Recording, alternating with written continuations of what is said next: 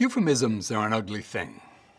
They are words or phrases that are less accurate at least, or downright deceptive at worst, which we substitute for the more correct words in order to misdirect attention from the salient point, the real crux of the issue, whatever that may be. Such is the case with pro-choice and pro-life. The real issue is abortion, and in the beginning, the shorthand terms were pro-abortion and anti-abortion, which are sensible. The pro-abortionists strayed first back in the 1960s, when the minds of most people, including prominent Democrats, were boggling from the increasing acceptance of the concept of killing our offspring in the womb. Ironically, abortion supporters didn't actually like using the word abortion. It shined the light too brightly on the macabre practice they were espousing. Some public relations person in the pro-abortion movement must have pondered, how can we divert attention from the actual grisly act? What positive spin can we possibly put on this idea? The best approach, they decided, was to take the emphasis off the act, turn the public's collective gaze aside from the killing of a human being in its fetal stage, and focus instead on the decision made by the mother. We're not really advocating abortion for every pregnancy, the rationale goes.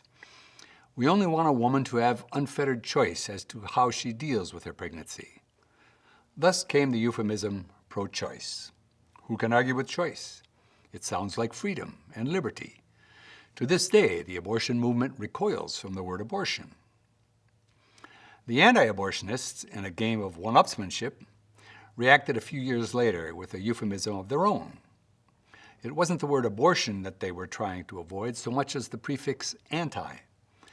They wanted to get away from the negativity of it. It is better to be pro-something than anti.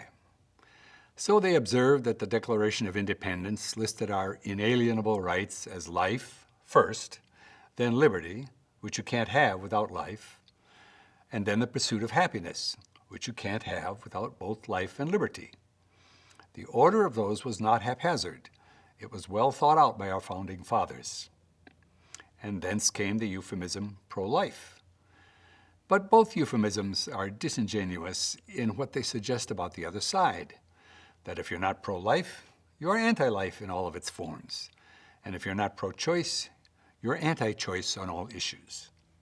Both euphemisms are ridiculous and unnecessarily antagonistic.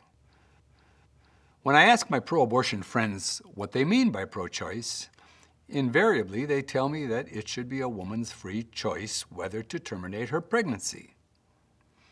There we go with another euphemism, terminate the pregnancy, substituting vague words for the uglier but more accurate phrase, get an abortion. My follow-up question is, why should it be her choice? Again, invariably, they tell me that it's a woman's own body, and she has the right to do with it what she wants. But my pro-abortion friends haven't thought that through carefully and cannot stand behind their own words when pinned down. To begin with, a woman does not have the choice whether to terminate her pregnancy. Oh, yes, she does, they argue. The Supreme Court said so.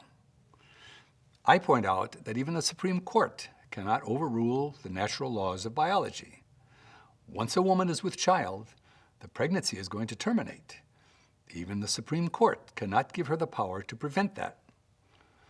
People often get confused by their own euphemisms. All that a woman can choose is how to terminate her pregnancy, which of the three methods available to her. Firstly, she can choose to end it in the natural way, with no hostile action taken against anyone. Childbirth, the manner that has served humanity satisfactorily for 200,000 years and is still the most popular option. Secondly, she can choose to kill the child growing inside her through abortion. Don't sugarcoat it. Use accurate words to describe the action. And thirdly, in keeping with the pro-abortion argument that it's a woman's own body and she can do with it as she wants, the mother can choose to kill herself through an act of suicide, and the pregnancy will terminate that way as well. And so to be pro-choice is to not hinder a woman from any of these three alternatives. And by the way, suicide is illegal in all 50 states, So if pro-abortionists want to legitimize option 3, they ought to be out lobbying to legalize suicide for pregnant women. My pro-abortion friends invariably backpedal. Well, no, I would not approve of suicide as a choice. Even though it truly is her own body, we should prevent a distraught woman from killing herself. We should assist her, give her counseling, help her see that brighter days will come.